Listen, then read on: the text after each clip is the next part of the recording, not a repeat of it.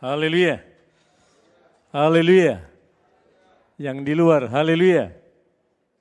Yang di luar, haleluya. Puji Tuhan. Mari kita akan masuk dalam kebenaran firman Tuhan. Kembali kita ke tema gereja kita 2021, hidup oleh iman.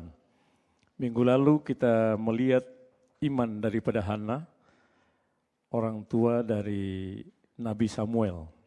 Dan hari ini kita akan lihat kebenaran firman Tuhan yang saya beri judul ukuran iman. Mari kita buka bersama-sama Alkitab kita dalam Roma pasal 12. Kita akan baca satu ayat di sana, ayat 3. Roma 12 ayat 3. 2, 3.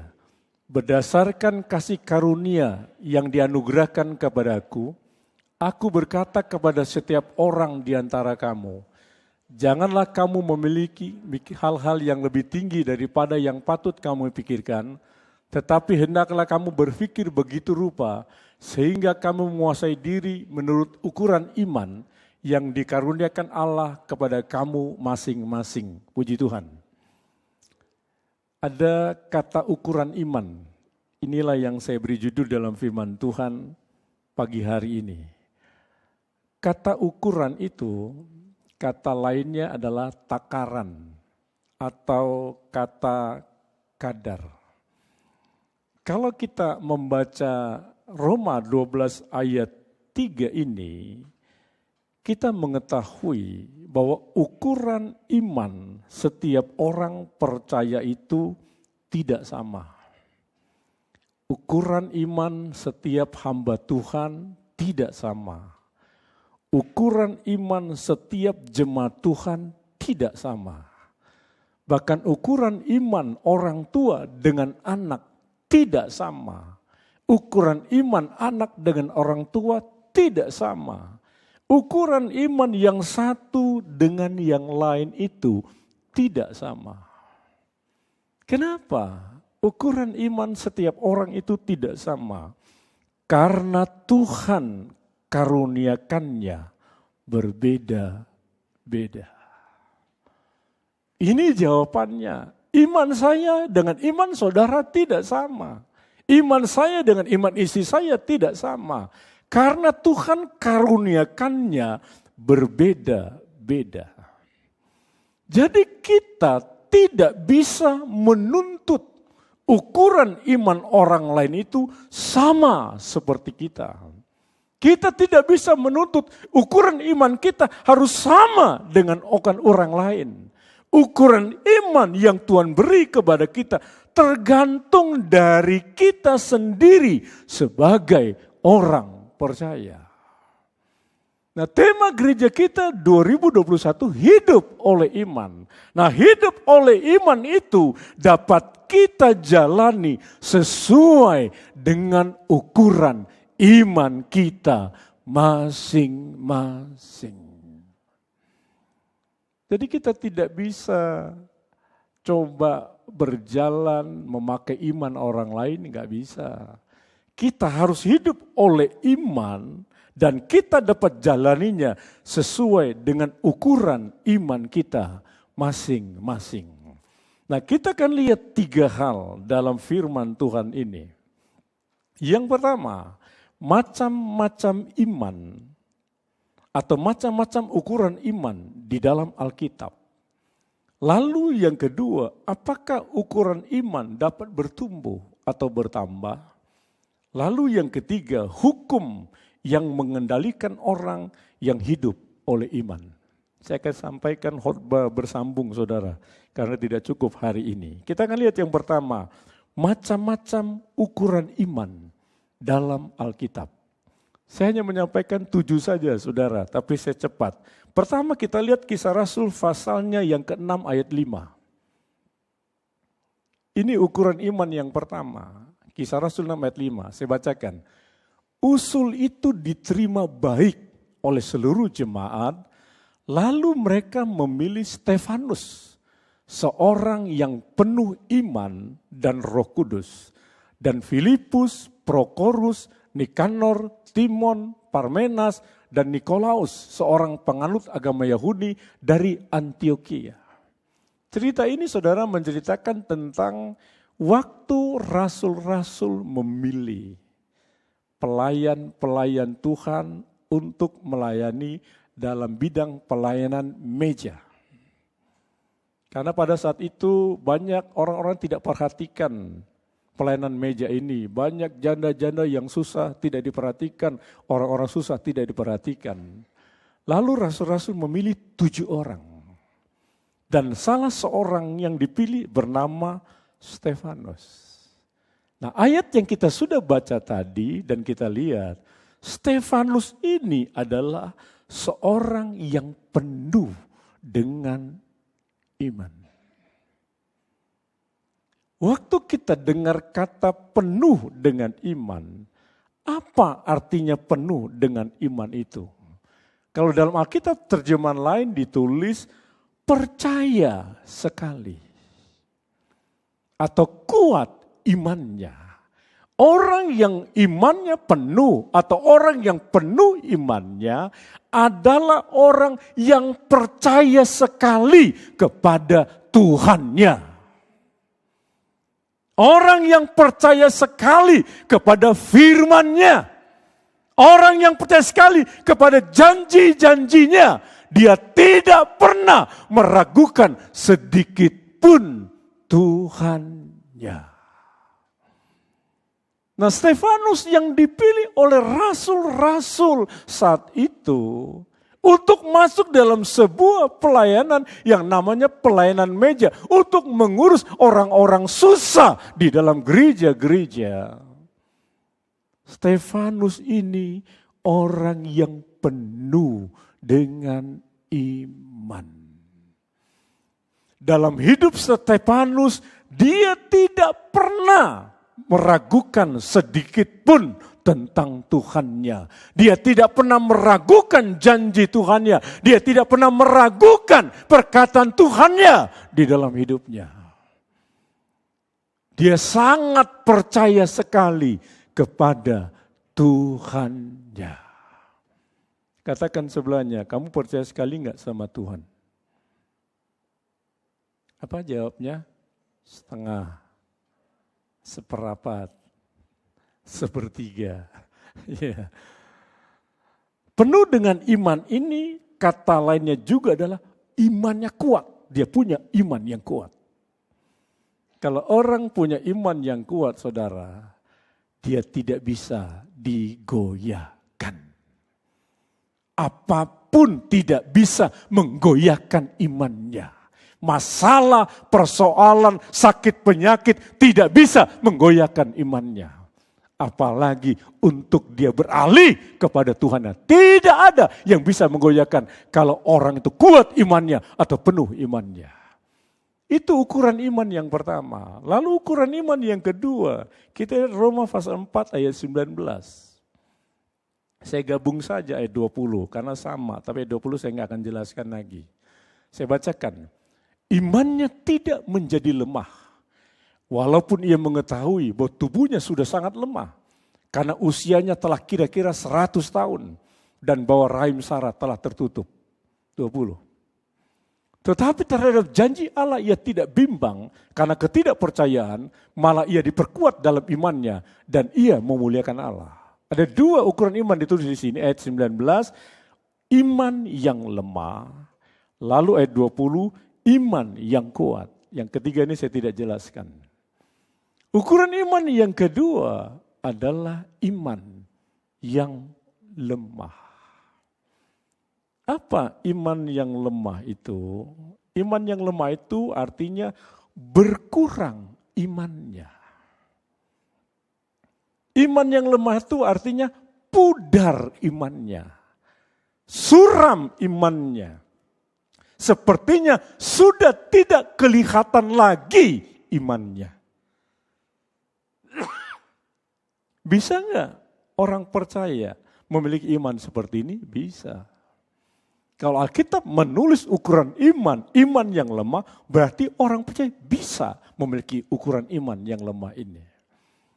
Nah, ayat ini menceritakan tentang seseorang tokoh yang bernama Abraham. Abraham saat itu umurnya kira-kira 100 tahun. Tubuhnya sudah lemah, lalu Sarah istrinya juga sudah tertutup rahimnya. Apa hubungannya sampai dikatakan walaupun tubuh Abraham sudah lemah, Sarah tertutup rahimnya, tapi iman Abraham tidak pernah lemah. Apa hubungannya di sini saudara? Hubungannya dengan janji Tuhan. Sudah 25 tahun Tuhan berjanji kepada Abraham dan Abraham tunggu janji Tuhan ini. Abraham, engkau akan mendapatkan anak. Dan keturunanmu nanti akan seperti bintang di langit dan pasir di pantai. Itu 25 tahun yang lalu, ditunggu tahun pertama, tahun kedua, tahun ketiga, tahun ke-20, ke-21, 22, 23, 24. Belum datang janji Tuhan ini. Saya mau tanya sama saudara, kalau saudara dengar langsung janji Tuhan, Tuhan akan mengatakan begini sama kita. Udah ditunggu-tunggu, enggak datang. Lemah enggak iman kita? Jujur saudara, lemah iman kita. Lemah iman kita. Berkurang iman kita, bahkan mungkin pudar iman kita dengan janji Tuhan itu. Tapi Abraham ini tidak dikatakan. Walaupun tubuhnya lemah, artinya sudah tidak ada kekuatan lagi dia sebagai seorang laki-laki. Lalu istrinya Sarah sudah tertutup rahimnya. Secara manusia tidak mungkin Tuhan akan menepati janjinya. Tidak mungkin. Tapi Alkitab katakan, iman Abraham tidak pernah lemah. Lawan iman yang lemah adalah iman yang kuat, ayat 20. Imannya tetap kuat dengan janji Tuhan itu. Dan pas tahun ke-25, tidak ditulis bulan keberapakah, tanggal berapakah, tidak ditulis. Tuhan tepati janjinya. Sarah yang sudah tertutup rahimnya, Abraham yang sudah kehilangan kekuatannya, tiba-tiba mereka bisa mendapatkan anak. Kenapa? Karena Tuhan lihat iman Abraham dengan janji Tuhan tidak pernah lemah. Saya percaya saudara, masa pandemi COVID-19 ini banyak masalah yang saudara hadapi. Dalam pekerjaan, dalam rumah tangga, dalam usahamu, dalam bisnismu. Bahkan banyak juga Tuhan mengalami masalah dalam pelayanan. Kadang kita sepertinya sudah tidak percaya lagi akan janji Tuhan. Iman kita mulai berkurang, iman kita mulai pudar. Saya mau katakan kepada kita semua, mari kita belajar kepada iman Abraham. Sepertinya jalan tertutup. Sepertinya tidak ada solusi. Tuhan itu mampu membuka jalan yang tertutup. Tuhan itu mampu melakukan sesuatu yang mustahil menjadi tidak mustahil dalam hidup kita. Yang Tuhan ingin lihat bagaimana imanmu kepada janjiku. Apakah engkau masih percaya seperti hambaku Abraham atau engkau sudah mulai lemah imanmu? Kalau kita belajar iman seperti Abraham, dia punya iman yang kuat. Dia bisa lihat janji Tuhan ditepati dalam hidupnya. Kalau Tuhan bisa tepati janji kepada Abraham, kenapa kita tidak bisa? Karena kita juga adalah keturunan Abraham dan anak-anak dari Abraham itu. Yang keempat, saudara, yang ketiga saya tidak jelaskan iman yang kuat. Ukuran iman yang keempat, 1 Timotius 1 ayat 5. Bolehlah pemain musik. Daniel? 1 Timotius 1 ayat 5. Ya. Tujuan nasihat itu ialah kasih yang timbul dari hati yang suci dari hati nurani yang murni, dan dari iman yang tulus ikhlas. Puji Tuhan.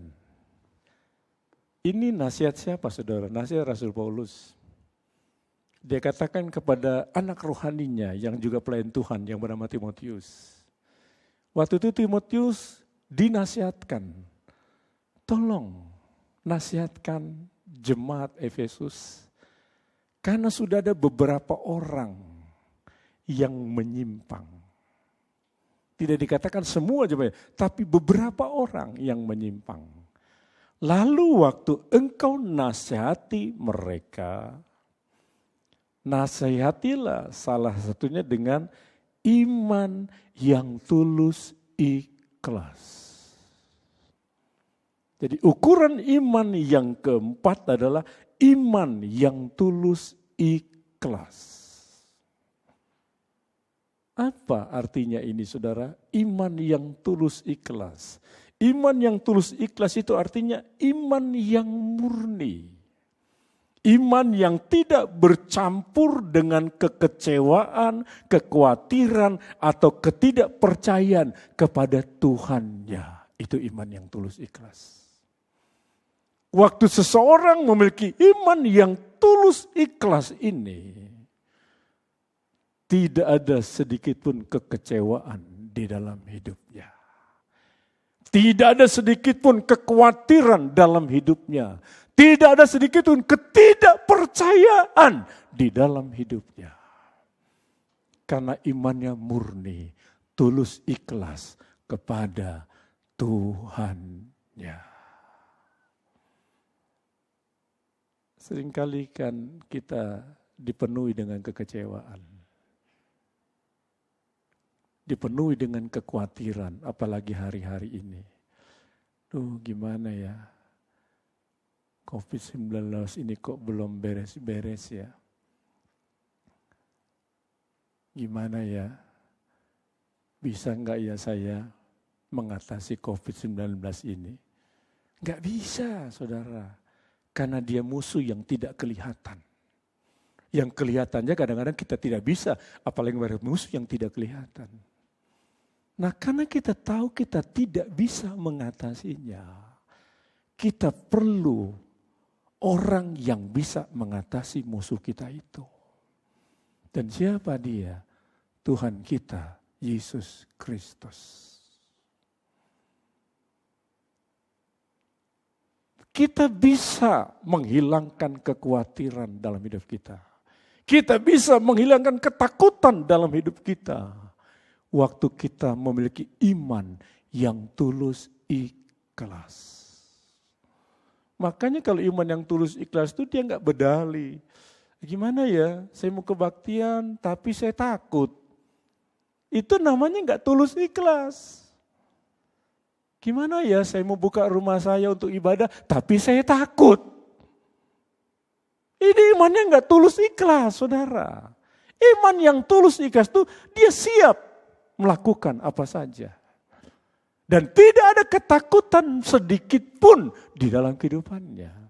Saya mau kasih tip kepada saudara. Saudara takut apapun menghadapi pandemi COVID-19 ini, mati tetap mati, saudara. Enggak hari ini, besok kita mati. Mati itu tetap datang dalam hidup kita.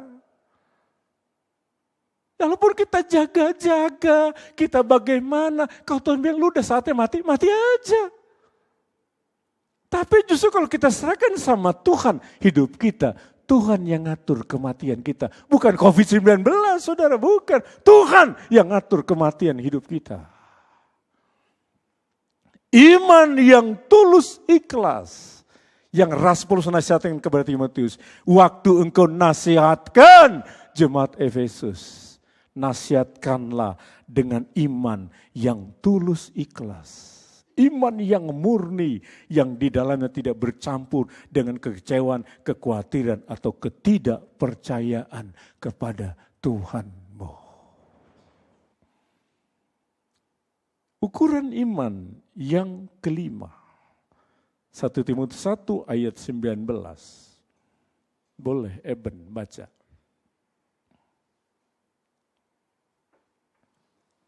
1 Timotius 1 ayat 19, Beberapa orang telah menolak hati nuraninya yang murni itu, dan karena itu kandaslah iman mereka. Di Tuhan. Ukuran iman yang kelima itu dalam 1 Timotius 1 ayat 19 ini adalah iman yang kandas. Kalau saudara dengar kata kandas ini, itu biasanya berhubungan dengan kapal laut. Aduh, kapal itu kandas. Apa kandas itu artinya? Karam. Kandas itu artinya karam. Kalau dihubungkan dengan iman yang kandas itu artinya imannya hancur. Imannya hancur. Imannya itu tidak bisa lagi digunakan karena memang sudah tidak ada imannya. Saudara tahu, waktu seseorang kehilangan iman, apa saja dia akan terima dalam hidupnya. Kepercayaan apa saja dia akan terima dalam hidupnya. Solusi apa saja dia akan terima dalam hidupnya. Dari berbagai macam, dari berbagai orang, dari berbagai keyakinan, dia akan terima. Kenapa? Imannya sudah tidak ada. Kandas, hancur. Waktu iman seseorang kandas, dia menghadapi masalah, persoalan. Apa saja yang bisa menolong dia akan terima. Apalagi orang kalau sudah terjepit, kepepet saudara, apa saja dia lakukan saudara. Yang penting persoalannya terjawab. Padahal seketika yang akan datang masalahnya nambah lagi. Masalahnya nambah lagi. Kalau saudara dengar khotbah minggu lalu, Iman Hana kan? Ya kan? Sekarang ini banyak kemudahan-kemudahan yang ditawarkan. Tapi justru di situ diuji imanmu. Diuji imanmu. Engkau lari kepada siapa? Tapi kalau imanmu kandas, engkau tidak bisa menguji imanmu. Kenapa? Apapun akan kau terima. Yang penting ada solusi, yang penting ada jalan keluar. Kenapa Tuhan menjawab doa Hana? Karena Hana orang yang dapat dipercaya. Itu poin kedua iman Hana minggu lalu. Tuhan jawab karena Hana dapat. Dia janji, Tuhan kalau engkau kasih anak sama saya serahkan anak ini Tuhan untuk melayani engkau. Saya taruh dia di rumahmu Tuhan. Dia praktekkan dan ditepati. Kadang kita berjanji tapi tidak menepati janji kita. Tuhan, kalau Tuhan berikan jalan keluar, Tuhan kalau sudah tolong saya mau begini. Udah ditolong, udah dijawab, begini-beginiannya gak dijalanin. Iman yang kandas saudara. Iman dia hancur. Waktu imannya hancur, dia akan terima apa saja yang ditawarkan di dunia ini, dia akan terima dan dia lakukan di dalam kehidupannya. Yang keenam, ukuran iman yang keenam, Yakobus 2 ayat 5. Ferry ya? Ya, Ferry. Yakobus 2 ayat 5, dengarkanlah hai saudara-saudara yang kukasihi, bukankah Allah memilih orang-orang yang dianggap miskin oleh dunia ini untuk menjadi kaya dalam iman dan menjadi ahli waris kerajaan yang telah dijanjikannya kepada barang siapa yang mengasihi dia. Di Tuhan. Perhatikan, menjadi kaya dalam iman. Ukuran iman yang keenam, dari Yakobus dikatakan kaya dalam iman. Jadi rupanya orang itu bisa kaya imannya. Apa sih artinya kaya dalam iman itu saudara? Kaya dalam iman itu sama artinya dengan kaya dalam kemurahan. Kaya dalam iman itu sama artinya dengan kaya dalam kebajikan. Kaya dalam iman itu sama artinya orang itu murah hati. Murah hati. Waktu orang percaya dikatakan imannya kaya, Berarti orang percaya itu hidupnya ada kemurahan. Bahkan penuh kemurahan. Orang dikatakan kaya dalam iman, berarti orang itu kaya di dalam perbuatan kebajikan. Murah hatinya, suka menolong orang. Tadi pagi saudara saya ngobrol dengan tetangga. Naik motor lalu dia berhenti, dia muslim. Dia berhenti, dia ngobrol cukup lama, ada 10 menit. Dari mana? Dari buang sampah katanya. Karena jarang tukang sampah ngambil sampah. Jadi saya buang, apalagi kalau udah orang rumah masak ikan pasti bawa mis, dia buang sampah. Lalu dia cerita begini, gini ya keadaan sekarang ya. Iya.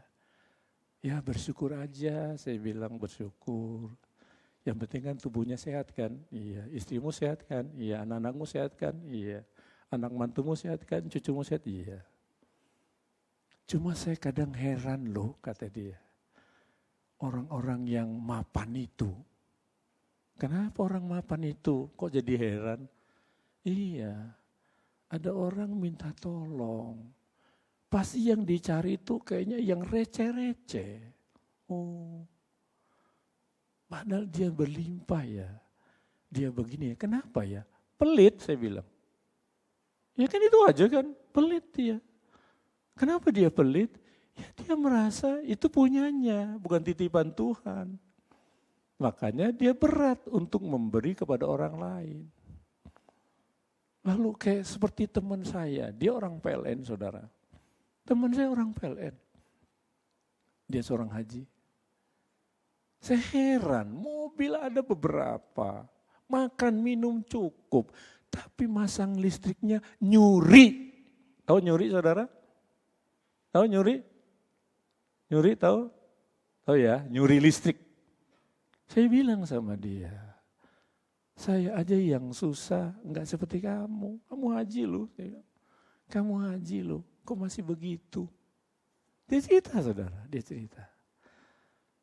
Saudara yang saya kasihi, kalau kita orang percaya yang kaya dalam iman,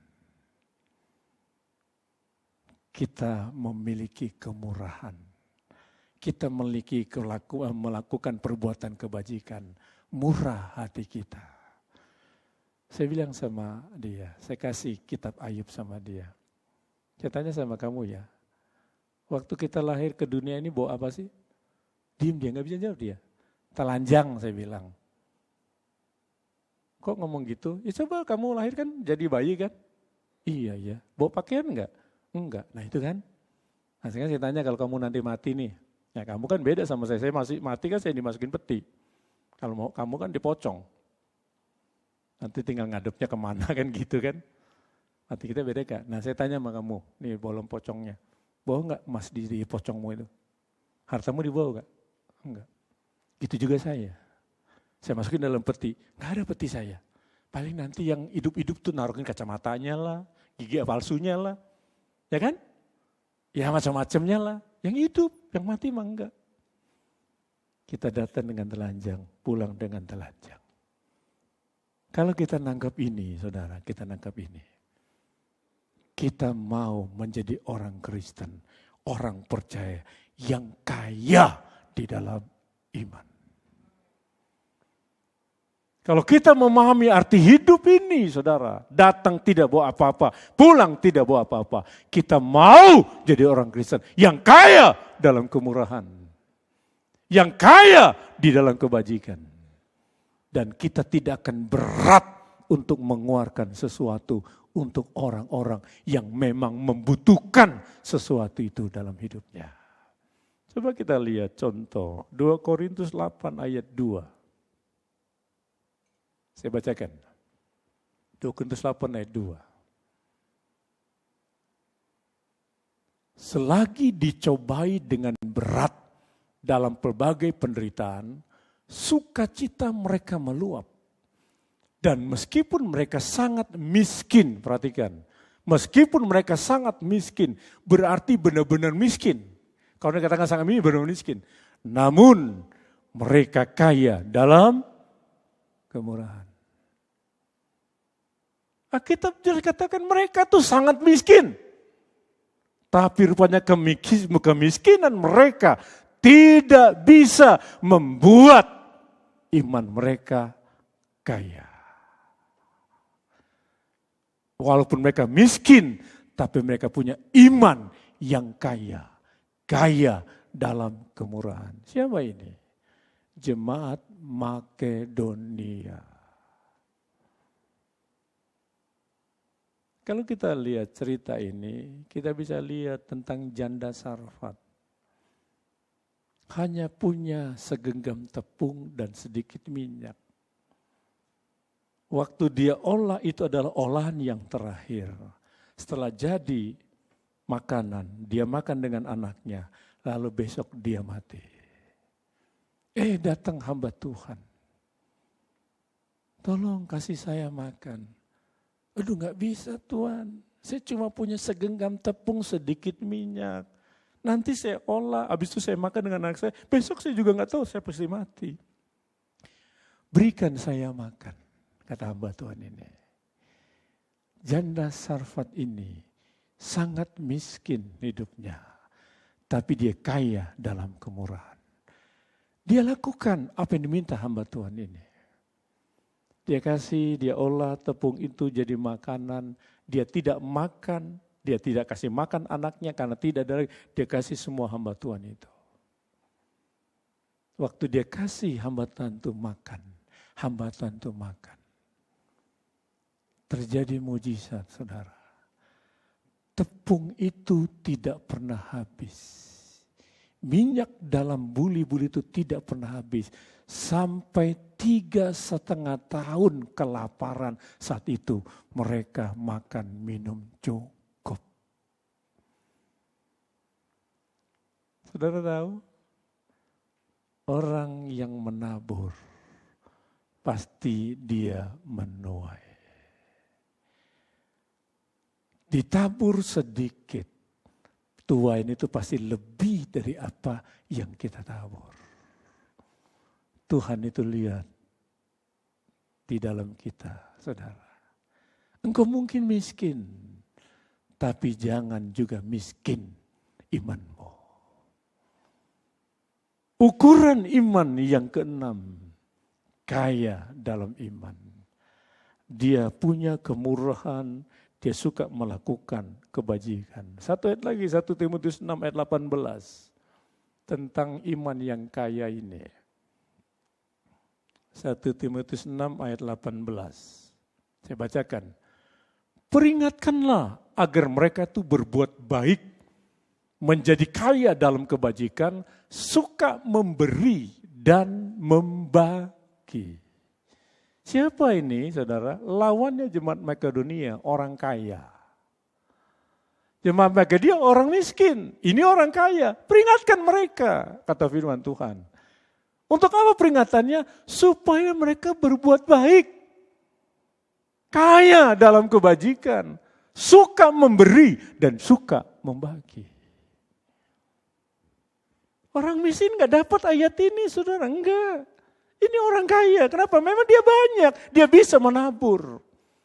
Tapi jemaat Makedonia ini dia tidak diajar begini. Tapi dia tuh firman, gak apa-apalah saya sangat miskin. Tapi saya mau belajar juga untuk melakukan perbuatan kebajikan. Kenapa? Kaya imannya. Kenapa orang kaya ini diperingatkan? Miskin imannya. Katakan sebelahnya, saya mau kaya dalam iman. Kalau sumbangan, tolong isi. Kan gitu aja saudara kan. Kaya dalam iman tuh enggak. Enggak ada gitu saudara. Kaya dalam iman waktu diminta sumbangan, dijalankan sumbangan. Enggak perlu diingat-ingatkan apa. Kaya dalam iman. Yang terakhir, yang ketujuh. Saya lihat jam dulu ya. Jam berapa ini ya? Jam 8, udahlah sampai di sini aja. Nanti yang akan datang. Yang kedua ketiganya. Yakobus 2 ayat 22. Ukuran iman apa lagi? Saya bacakan. Kamu lihat bahwa iman bekerja sama dengan perbuatan-perbuatan. Dan oleh perbuatan-perbuatan itu iman menjadi sempurna. Ukuran iman yang ketujuh, saudara. Sebenarnya masih ada lagi yang saya cuma sampai 7. Iman yang sempurna. Kalau dikatakan sempurna itu lengkap, saudara. Lengkap itu sempurna. Iman yang sempurna. Apa sih artinya iman yang sempurna ini? Saya jawab. Iman yang sempurna itu adalah iman yang disertai. Sekali lagi, iman yang disertai dengan segala perbuatan yang berkenan kepadanya. Iman yang sempurna, iman yang disertai. Dengan apa? 1 perbuatan? Tidak. 2 perbuatan? Tidak. 3 perbuatan? Tidak. Segala perbuatan yang berkenan kepadanya. Bukan berkenan kepada manusia, saudara. Berkenan kepadanya. Inilah yang kita rindukan. Orang yang siap menyambut kedatangan Dia yang kedua kali. Dia harus siapkan imannya, iman yang sempurna. Di mana kita siapkan imannya? Di sorga? Tidak. Di sorga enggak perlu iman lagi. Karena semua sudah jadi kenyataan. Kapan dia? Di dunia ini. Dengan apa? Dengan melakukan segala perbuatan yang berkenan kepadanya. Kita belajar, saudara. Saya belajar untuk melakukan ini semua. Saya belajar. Jatuh bangun benar. Tapi kita mau terus bangun. Kita terus bangun. Kan saya khotbah di kaum pria. Pria pemenang adalah pria yang bangun dari kegagalan atau kejatuhannya. Jatuh bisa. Sekali bisa, 2 kali bisa, 3 kali bisa. Amsal katakan 7 kali orang benar jatuh. 7 kali. Mazmur katakan kemalangan orang benar banyak. Bahkan mungkin lebih banyak dari orang fasik. Tapi dia bangkit dan mengalahkan kejatuhan dan kegagalannya. Waktu dia jatuh, dia tidak lakukan perbuatan yang tidak berkenan kepada Tuhan. Iman yang sempurna, iman yang disertai dengan segala perbuatan yang berkenan kepadanya. Berkenan kepada manusia, belum tentu berkenan kepadanya. Berkenan kepadanya, saudara pasti melakukan yang benar kepada sesamamu. Mari saudara, milikilah ukuran iman yang sempurna ini. Waktu Dia datang, Dia jumpai kita sama seperti Dia. Mari kita bangkit berdiri. Haleluya. Kita siapkan kehidupan kita untuk masuk dalam perjamuan kudus. Saya undang semua pelayan perjamuan kudus maju ke depan.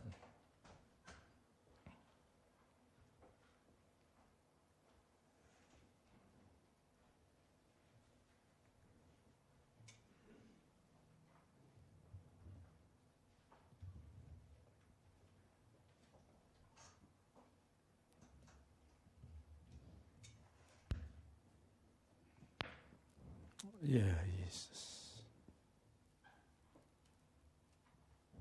Mari saudara kita renungkan firman Tuhan yang kita dengar pagi ini. Kita mau bersekutu dengan tubuh dan darah Tuhan kita lewat perjamuan suci ini. Mari evaluasi kehidupanmu di masa pandemi COVID-19 ini. Bagaimana ukuran imanmu, saudara? Engkau hidup oleh iman, itu sesuai dengan ukuran imanmu. Kalau engkau ingin melihat karya Tuhan terjadi dalam hidupmu, belajar kepada Abraham. Kalau engkau ingin lihat karya Tuhan terjadi dalam hidupmu, belajar kepada jemaat Makedonia. Iman mereka tidak pernah lemah. Mereka kaya dalam iman, saudara. Buang semua itu saudara yang iman-iman yang tidak berkenan dalam kehidupan kita. Tingkatkan ukuran imanmu saudara, makin hari engkau makin menjadi sama seperti Yesusmu. Yesus ada di tengah-tengah kita pagi hari ini. Kita mau bersekutu dengan Dia saudara. Cintanya dan kasih-Nya.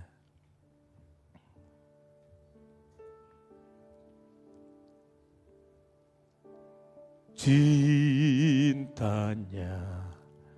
dan kasih-Nya lebih dari segala yang ada. Putranya dikorbankan demi seluruh manusia. Cintanya, haleluya, lebih dari segala yang ada. Putranya dikorbankan demi seluruh manusia. Darah domba Allah, darah domba Allah tercurah di Kalvari. Darahnya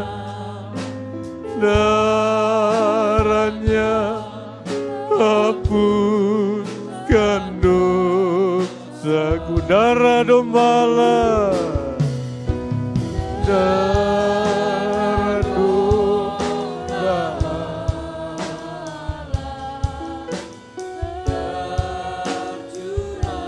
di Kalvari.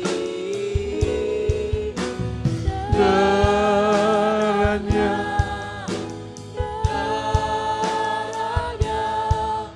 hapuskan dosaku.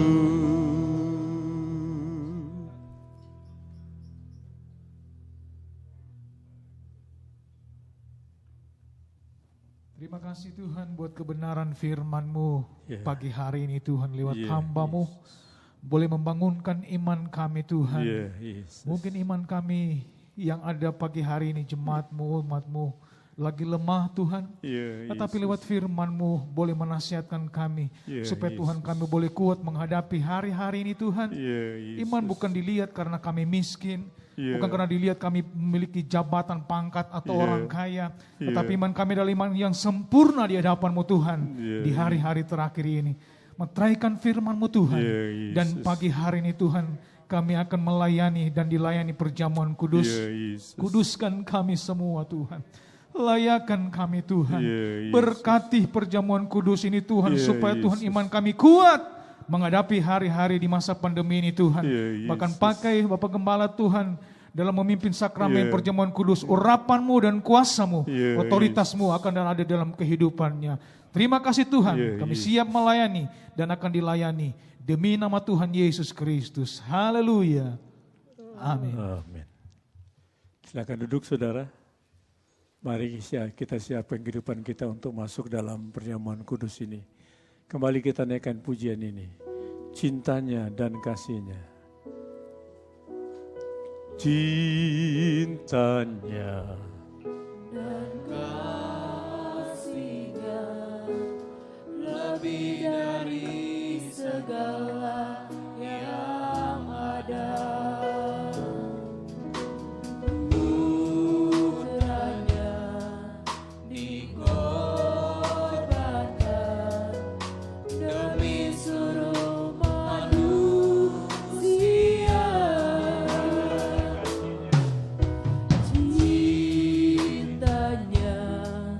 Dan kasih-Nya lebih dari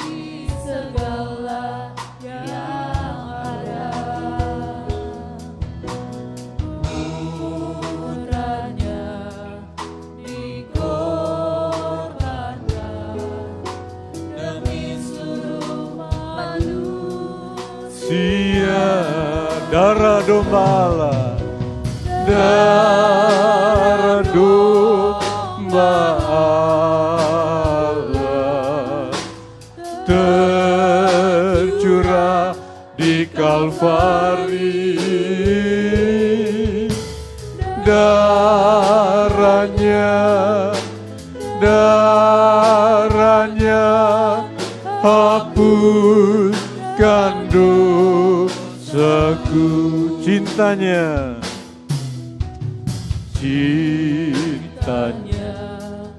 dan kasihnya lebih dari segala yang ada. Putranya dikorbankan demi seluruh manusia. Darah domba, darah domba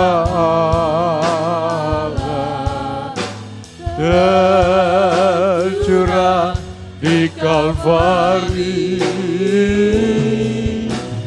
darahnya hapuskan dosaku. Darah domba, darah domba tercurah di Kalvari, darahnya hapuskan dosaku. Darah domba, darah domba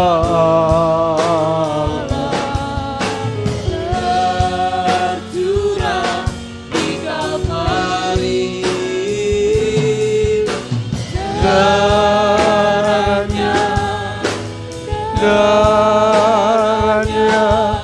hapuskan dosaku. Darah domba, darah domba tercurah di Kalvari, darahnya hapuskan dosaku. Darah domba, darah domba tercurah di Kalvari,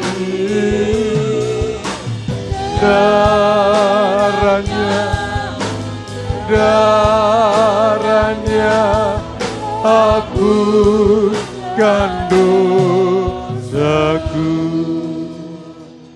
Saudara sudah mendapatkan semua roti dan anggur? Kalau masih ada, angkat tangannya sejenak. Kalau semua sudah dapat, mari kita bangkit berdiri, saudara. Kita buka mata rohani kita.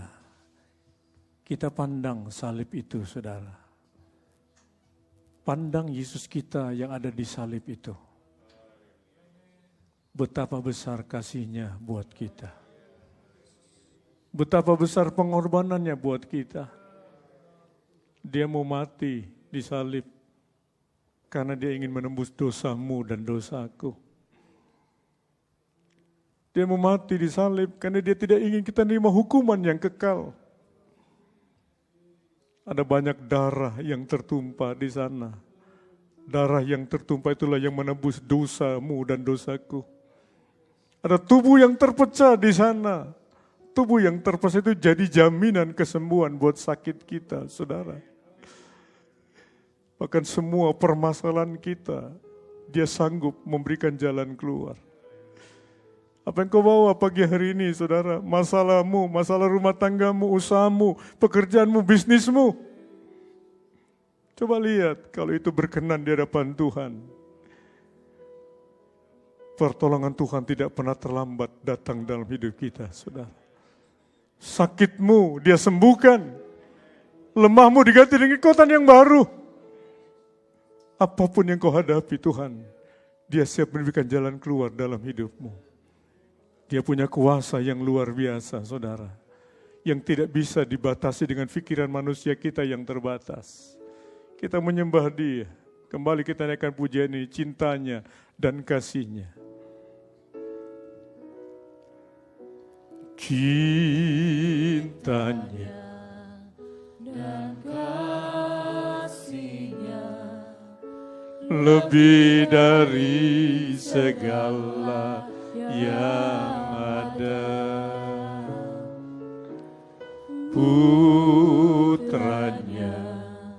dikorbankan demi seluruh manusia. Cintanya dan kasih-Nya, cintanya dan kasih-Nya lebih dari segala yang ada. Putranya dikorbankan demi seluruh manusia. Darah dombala, darah dombala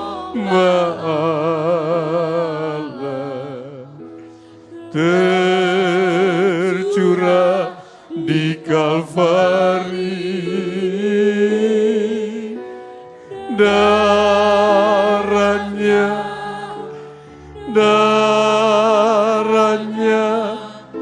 hapuskan dosaku. Pegang roti itu di tangan kananmu. Seloki yang berisi air anggur itu pegang di tangan kirimu. Waktu kita makan dan minum roti dan air anggur ini, roti yang melambangkan tubuh Kristus, air anggur yang melambangkan darah Kristus. Waktu kita makan dan minum dengan iman kita, saudara, imani apa yang kau bawa pagi hari ini. Masa pandemi COVID-19 ini, banyak masalahmu, imani waktu kau makan dan minum ini, saudara. Pertolongan Tuhan akan datang dalam hidupmu. Kau pulang dengan sejahtera Tuhan. Kau pulang dengan hati yang lega. Karena bagi Dia tidak ada perkara yang mustahil.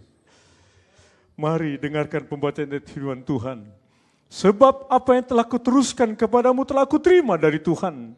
Yaitu bahwa Tuhan Yesus pada malam waktu Ia diserahkan mengambil roti.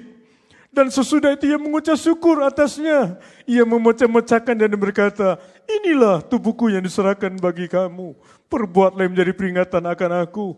Inilah tubuhku yang diserahkan bagi kamu. Perbuatlah ini menjadi peringatan akan aku. Mari kita makan roti yang melambangkan tubuh Kristus dengan iman kita. Dalam nama Tuhan Yesus Kristus.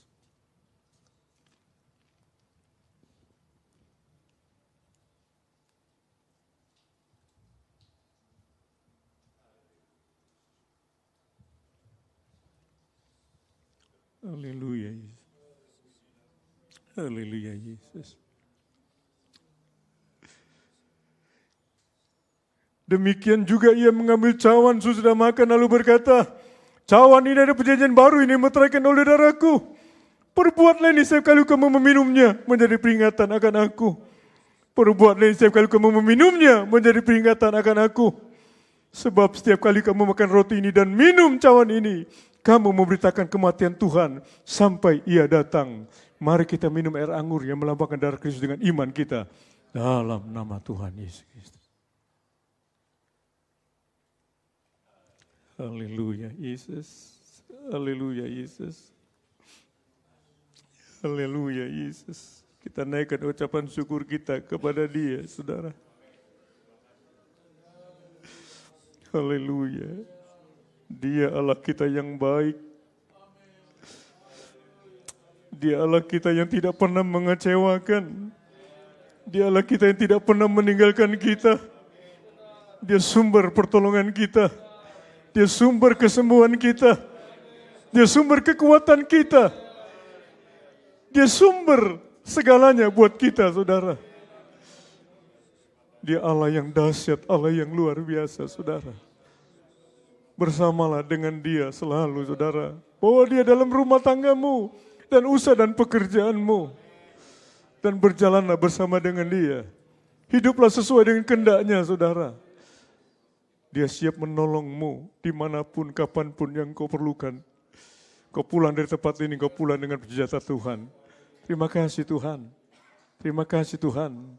Kau sudah berkati kami dengan firman-Mu, dengan perjamuan suci-Mu. Bentuk kami terus Tuhan semakin dewasa di dalam Engkau. Semakin kami setia beribadah kepada-Mu. Semakin bertumbuh iman kami Tuhan. Menuju iman yang sempurna Tuhan. Hingga waktu Engkau datang kedua kali Tuhan. Kami layak menjadi mempelai-Mu Tuhan. Bimbing tuntun kami dalam masa pandemi COVID-19 Tuhan.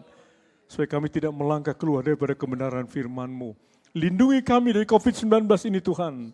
Bahkan lindungi kami dari segala hal yang coba mengganggu dan menghalangi kami Tuhan. Perlindungan-Mu utuh dan nyata buat kehidupan kami Tuhan. Terima kasih Tuhan, kami diberkati. Kami pulang tidak sia-sia dari rumah-Mu Tuhan.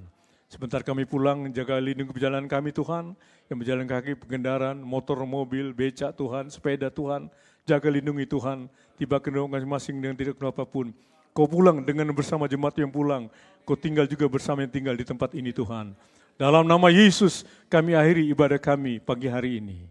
Akhirnya terimalah berkat dari Allah Bapa, rahmat cinta kasih dari Yesus Kristus, bimbingan dan persekutuan dari kuasa Roh Kudus menyertai kita sekalian saat ini, esok, sampai selama-lamanya. Haleluya, haleluya, amin.